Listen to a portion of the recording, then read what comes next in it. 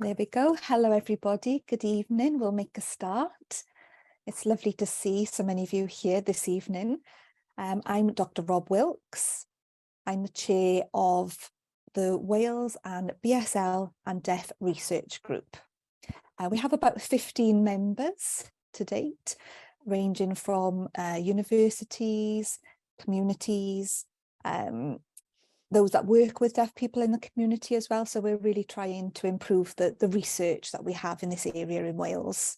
So I'd like to say a big thank you as well to the Learn Society of Wales, because they have funded us £1,000 to set up an ideas factory or sandpit, where we can discuss ideas, and it gives the research group opportunity to discuss ideas with the deaf community in Wales and what they would like from the research. So not only the research, but what does the deaf community really, really want and value as well. They can ask questions, we ask them questions, we do surveys, they give us information and they hear nothing afterwards. So we want to remedy that and make sure it's a two-way street. We're offering information, we're gleaning information from the deaf community as well, but also giving back to the deaf community. So they're very much in the know and involved in the research that we're doing. So that funding is funding 3 webinars. You might have seen from my posts on social media.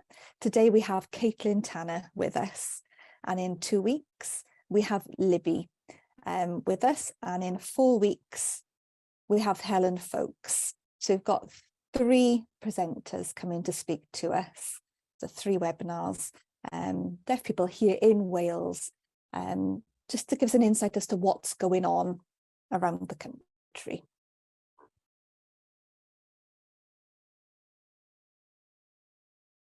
So I think it's time for me to be quiet and I can hand over to Caitlin. So I'd love to introduce her, Caitlin Tanner. I think she's absolutely amazing. Her sign name is Caitlin.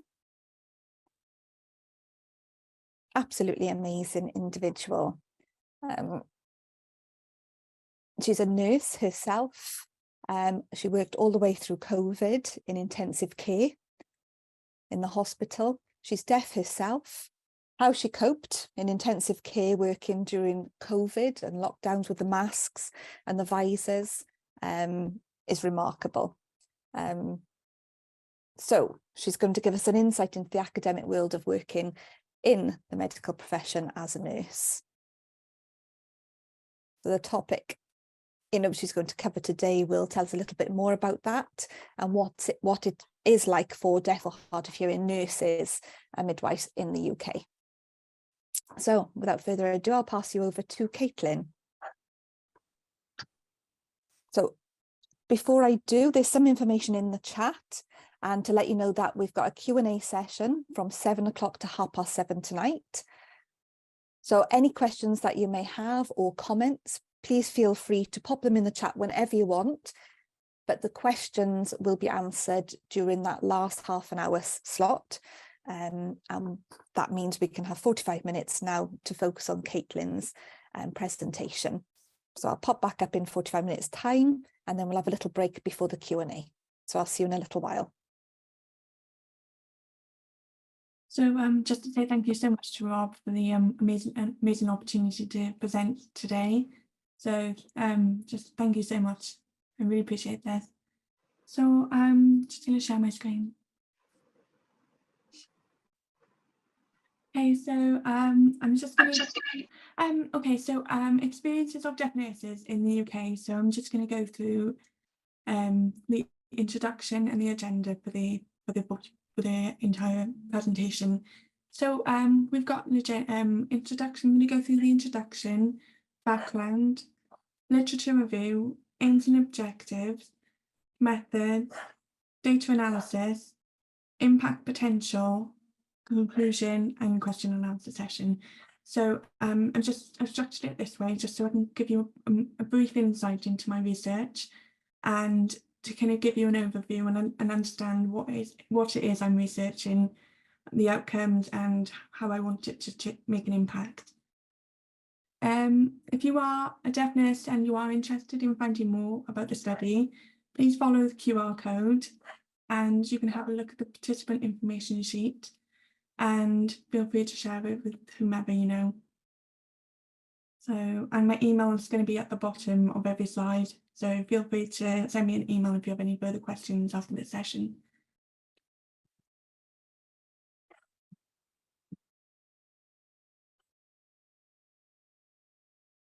So introduction into me. So as you know, my name is Caitlin Tanner, and this is me in Scrubs during the COVID pandemic. So into the researcher. So this is me in Scrubs, and this was during the COVID pandemic. I started there in 2019, and I worked for 3.5 years. But to give you a bit of a background into me before the intensive care unit, I was born bilaterally profoundly deaf and wasn't diagnosed until I was 3 years old. Sorry,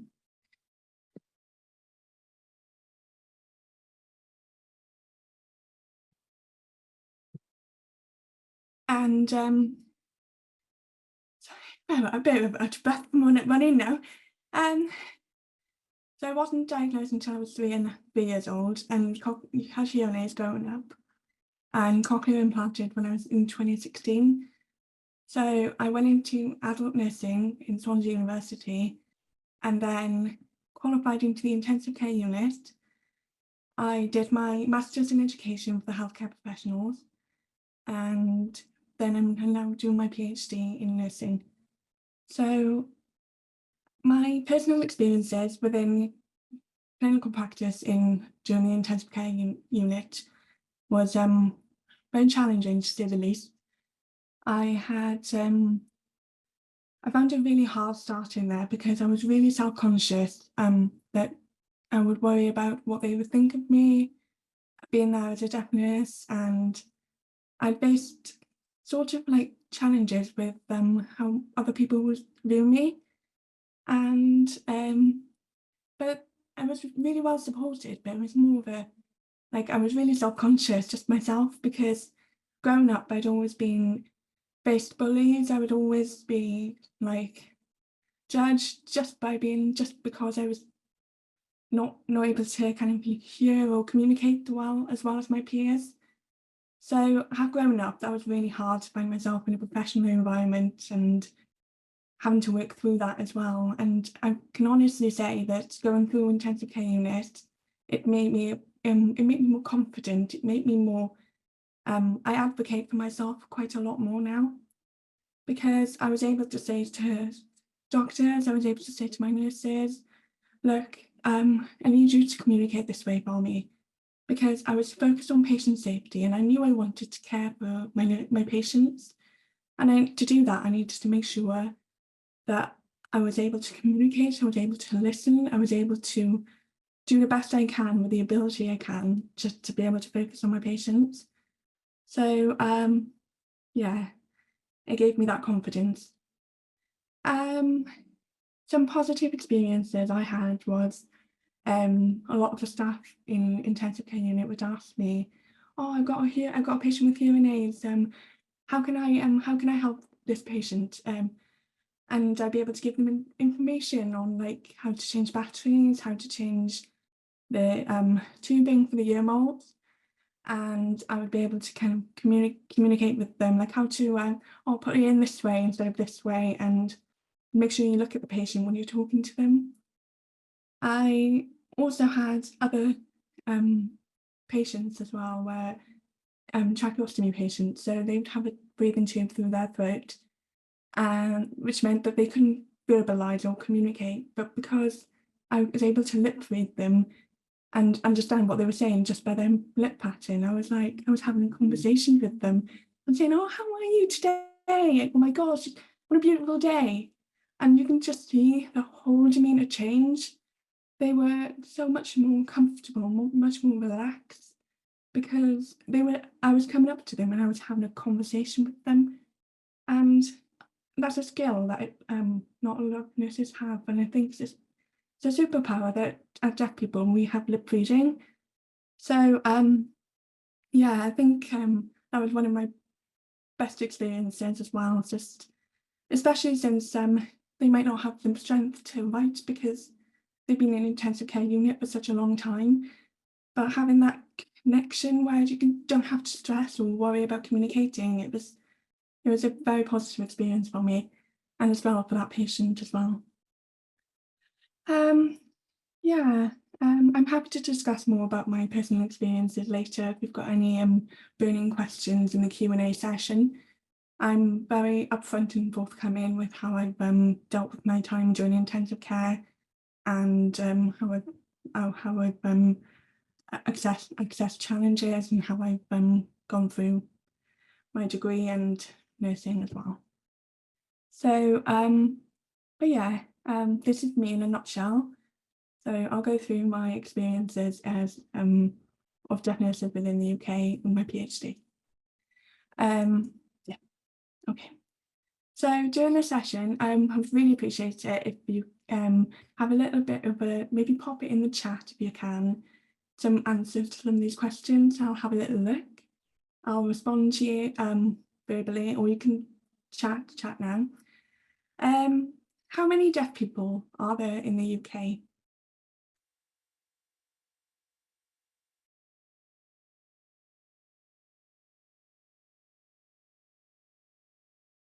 You can pop that in the chat.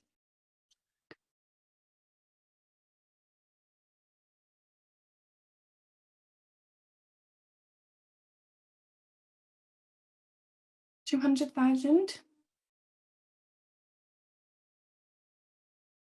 Someone said about 70,000. One said 350,000. One said 150,000. 180,000. 200,000.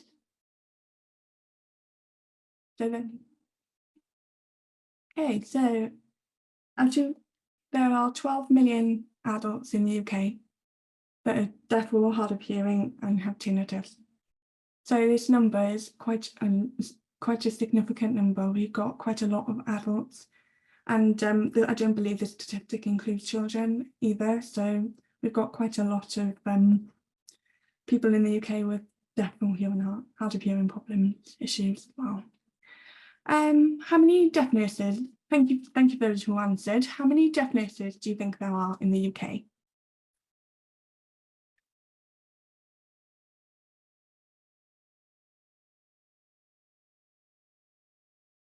Someone said 50. 2,000. 200. 500.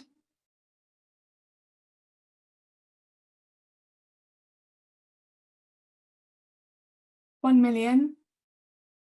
1,000. 10. 1,200. Okay, so we've got quite a wide range of different estimates as to how many deaf nurses you think there are in the UK.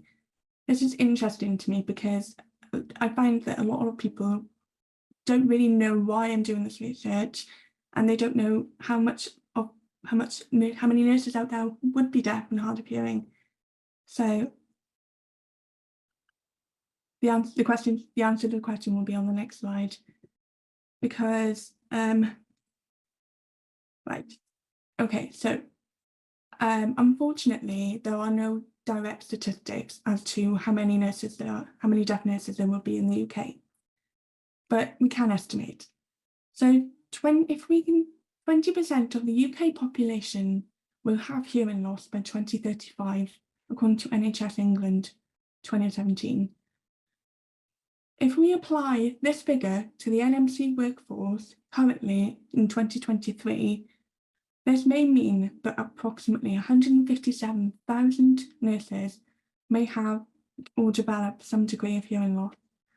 This is a huge estimate of numbers of nurses that might have or develop hearing loss. So why do we think this might be? So we've got an aging workforce where the retirement age is going to be approximately about 67. Yeah, I think so. 67. So therefore, we've got quite a lot of adults who may develop age-related hearing loss. So hearing loss can vary between mild, moderate, severe, and profound. If yeah, and also we've got the younger generation who may develop some sort of auditory related hearing loss due to going to wearing loud music, headphones, going to bands, going to clubs. So not only do we have people developing hearing loss, we've also got people coming into the profession potentially with hearing loss. And this is not including people who have been born deaf, who have developed deafness for over a period of time, or by any other means.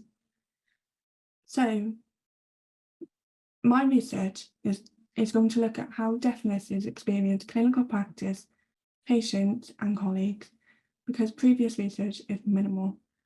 As I've mentioned in the last slide about my experiences as a deafness, this was exacerbated from working in the COVID pandemic during as a deafness, and I've come across a lot of my colleagues who have also faced similar issues with hearing. They've said, "Oh, I found it really hard to hear. I found it really," and some of them have even gone to audiology appointments. It's not until there's a massive shock to the system where they go, "Oh, maybe I actually do need some help with my hearing," or "Oh, I'm actually quite struggling to hear." So having a look into this is very important for me as well, because my personal experiences and also the experiences of others I've interviewed. So previous research has been minimal. Why is this our problem? So we should all care about this because the NHS is increasingly understaffed due to retention concerns and inadequate uptake of qualified nursing staff. We can't keep our nurses, and it's a struggle to get more. So deaf nurses are more likely to leave if they don't receive support and believe they may negatively impact on patient care. So this means we may lose extremely qualified professional nurses with years of experience, which in turn may negatively impact on patient care, because we're losing nurses with potentially 10, 15, 20 years of experience, and we're potentially replacing them with newly qualified staff, which might not have the breadth or the development of years of experience that the person who's just left, because they feel like they're risking patient safety. And they obviously care for their patients because they'd rather leave than to put any patients at risk per se, which is really interesting. So let's go through the literature a bit. There's another set of questions.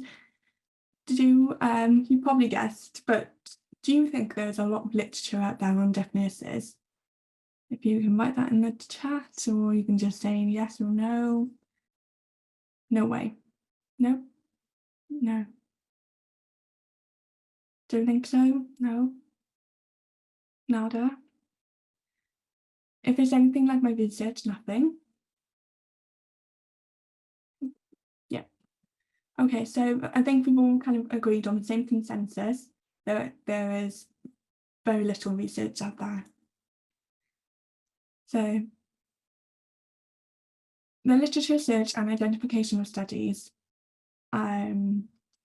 So if you have a look, if you're interested in my research and the systematic approach I'm following through, you can just glaze over this this slide if you're not, but this is how I've searched for literature.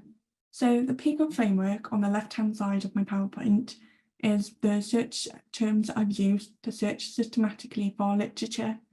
What that basically means is that I've used that same string of words on every single database to be able to find the literature I'm looking for. And this allows it to be standardized, and it allows it to find in maybe database 1, database 2, database 3, there's maybe 50, there's maybe 20, there's maybe 40, and it allows me to go through and just basically meet that criteria. on the right, I got a Prisma chart. So what this means is all of the literature I found and identified is systematically gone through and found whether they meet my criteria, whether they don't, any reports I have not received, and why I've excluded them. So if you see here, studies included in the review, 17.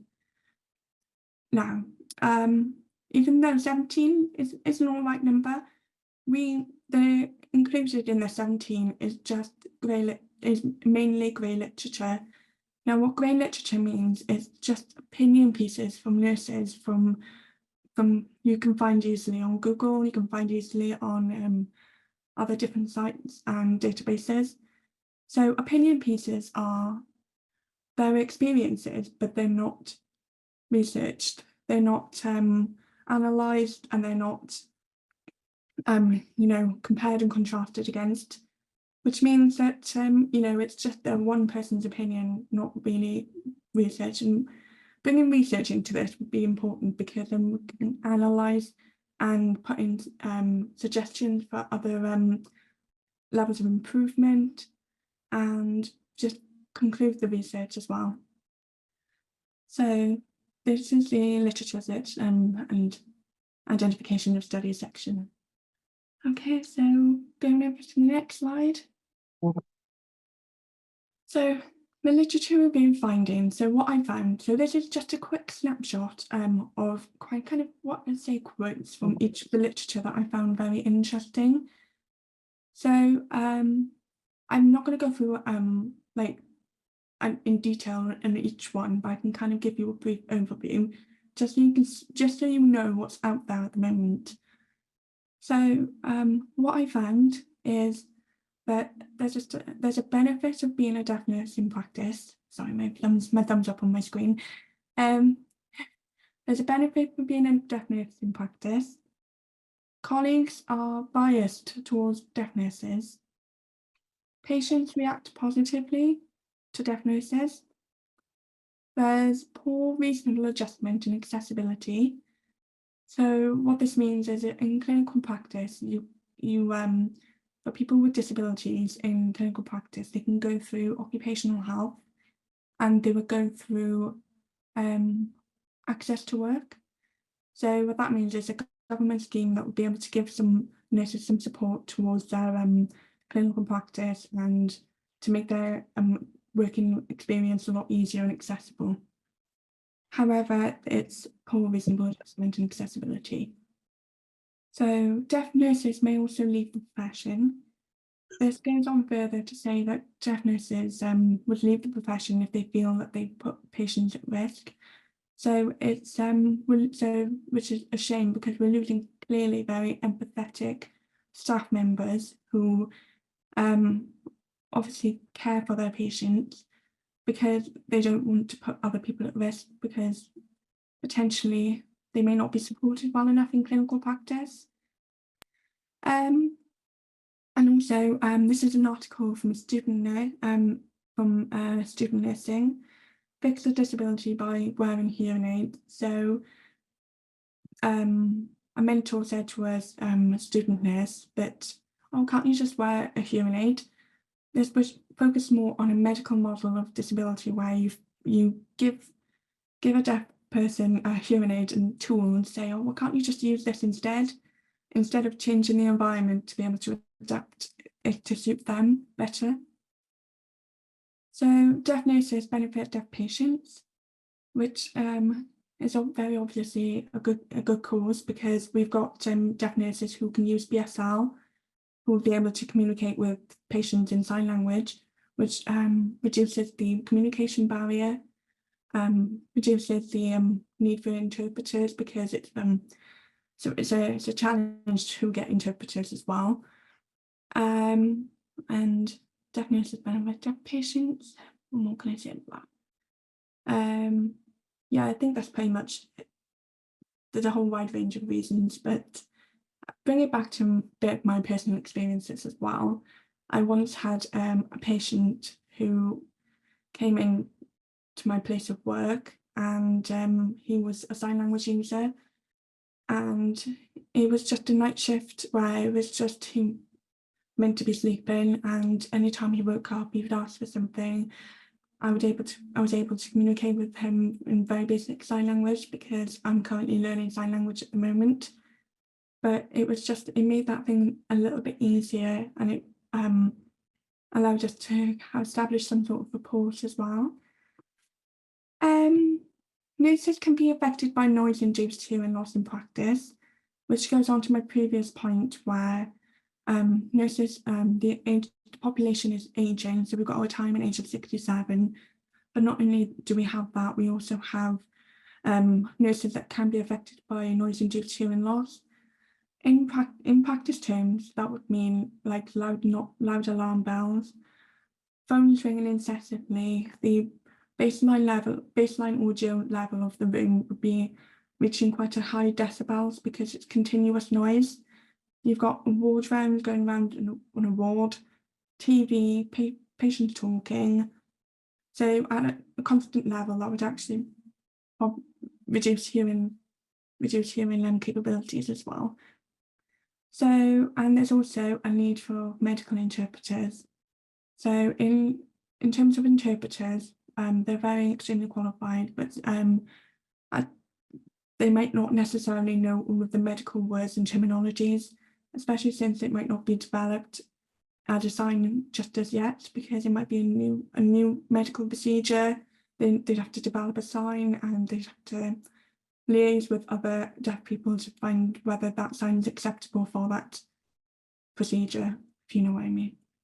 Yeah. So those are the literature review findings as a snapshot, as an overall. Like I said, the majority of it is opinion pieces, and not a lot of it is evidence-based research. So my research. So my aim is to identify the experiences of deaf or hard of hearing nurses in the UK. My objectives I need to meet, and I hope to meet throughout this research, is to understand the support required for deaf nurses to develop and succeed in healthcare settings, to examine the challenges and facilitators for deaf nurses in clinical practice, explore the retention and uptake issues that may support deaf nurses in practice, and investigate how health service employers could support and benefit from employing deaf nurses.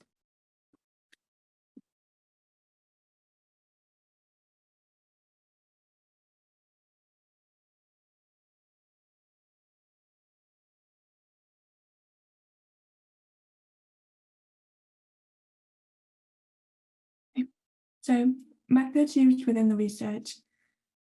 What do you think would be a good way to collect this information or data? So in line with my aims and objectives, I plan to collect this information. What do you think would be a good way to collect this information? We can pop it in the chat.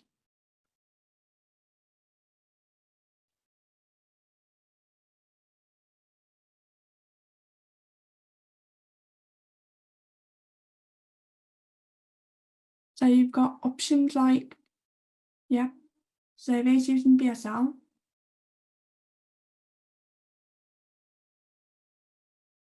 focus groups, interviews, interview deaf nurses, online questionnaires,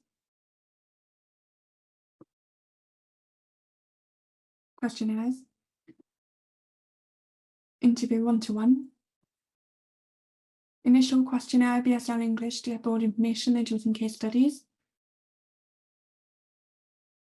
ESR and NHS system, interesting. Right, thank you so much for everyone who's replied to my question. So I'll go through that on the next slide. How many respondents do you think I would need to be able to get all of this data?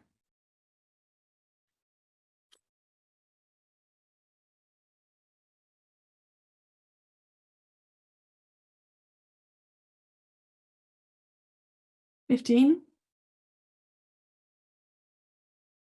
$100?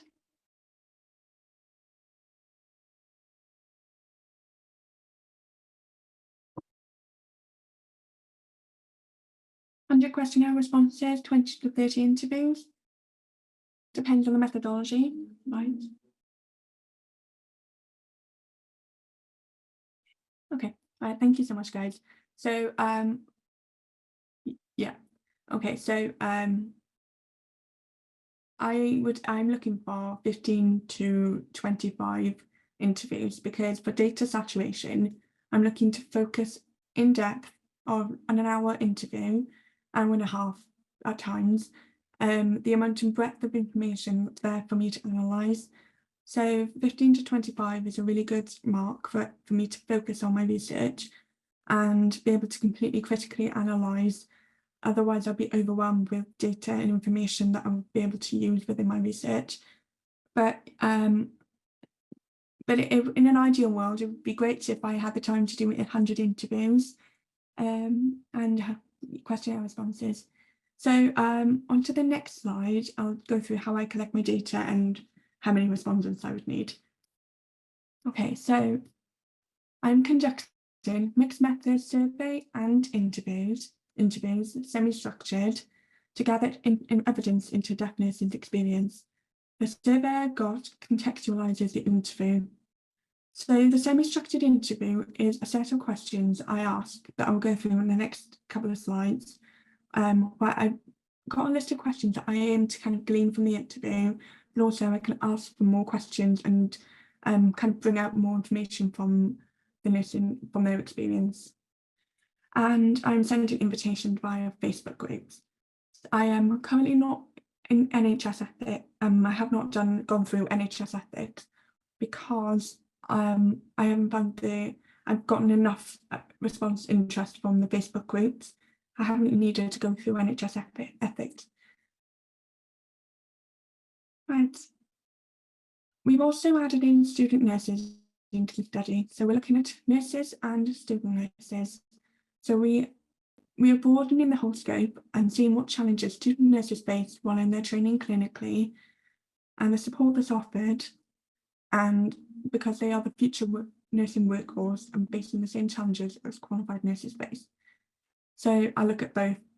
I'm looking at both and how easy it is and how much challenges, how much support to be able to support deaf people into nursing. Okay, so I'm going to go through quantitative. I will be a bit quick throughout the next few slides, as I know we're coming to the end of my session.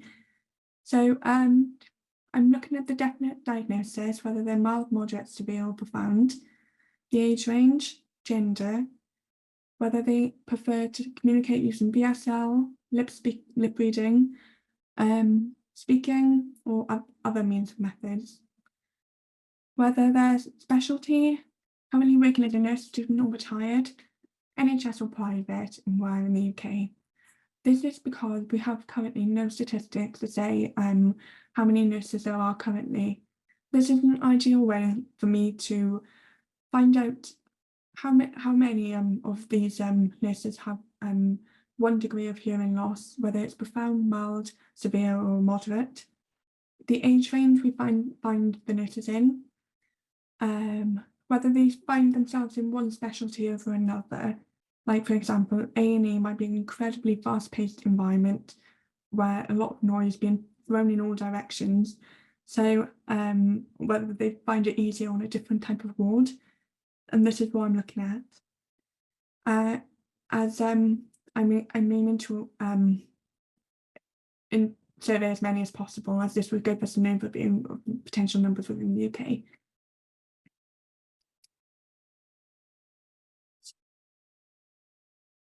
So for the interview, I'm using a semi-structured method, as mentioned previously. In my interview, I plan to ask them to recount experiences, both positive and negative, within clinical practice, whether they use any assistive support in clinical practice or universities, their goals and aspirations, because I do wonder whether their deafness might be holding them back from any career progression. So it's just an interesting question to ask, and whether they feel comfortable going for management positions or not. and steps that they think could be undertaken to improve experiences of deaf nurses, the current practice, the support that they receive, and their university experience. So I aim to interview 15 to 25 nurses for data saturation. So the data collected from the research, what issues do you think nurses would have in practice? If you can pop a quick something in the chat.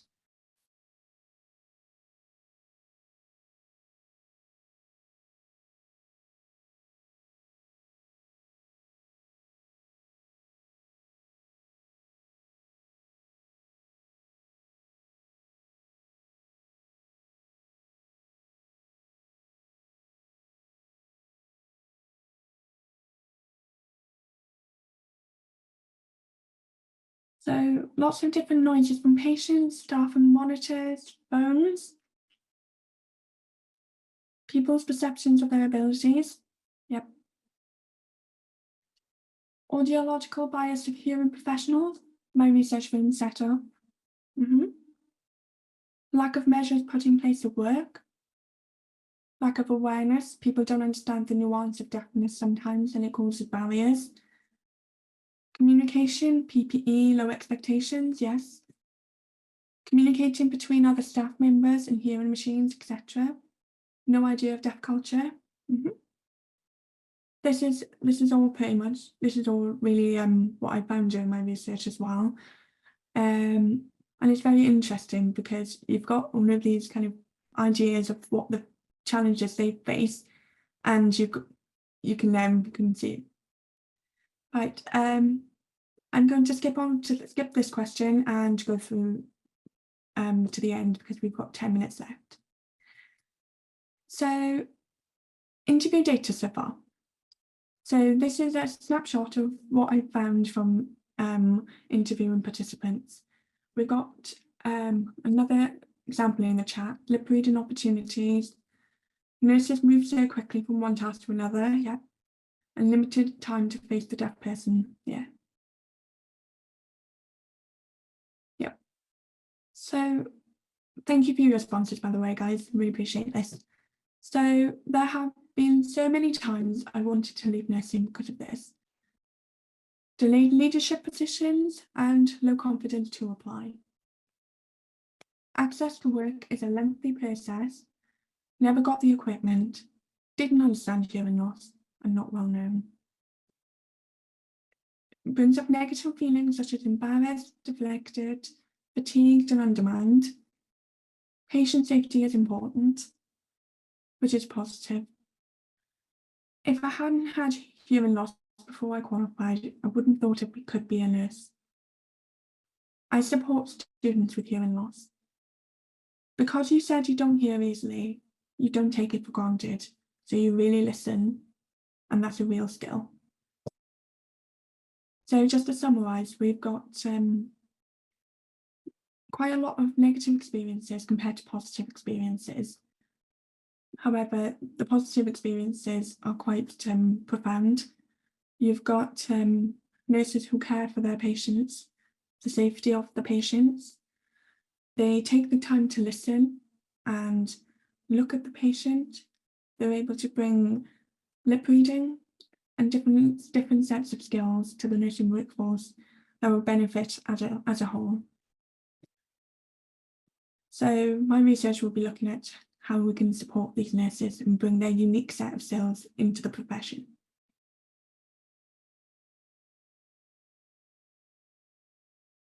Impact potential. I'm going to skip this question, but I'll go through the impact potential of this research. So I plan to provide guidance on support deaf nurses can access, develop policies and guidance more widely, promote deaf awareness into mandatory training, provide suggestions to our healthcare education curriculum to include deaf-informed training.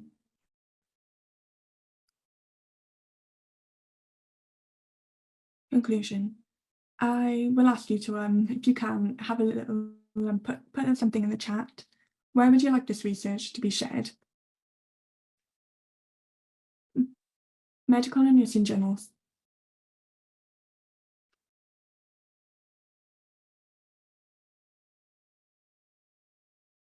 British Deaf Association, committee advising the government. Yeah.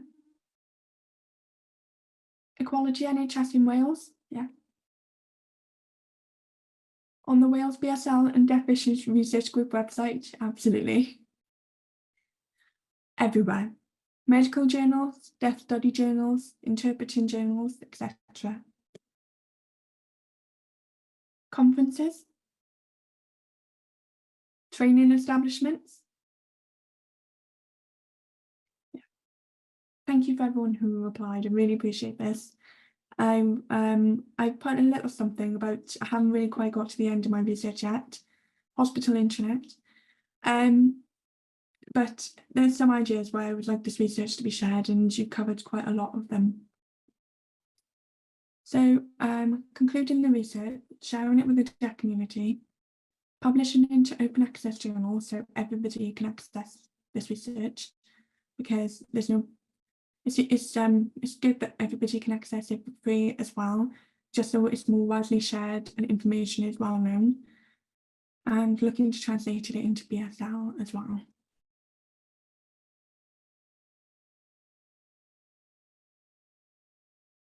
So end of presentation, question to the audience. Have you found this research interesting? If you have, great. If you haven't, that's fine as well.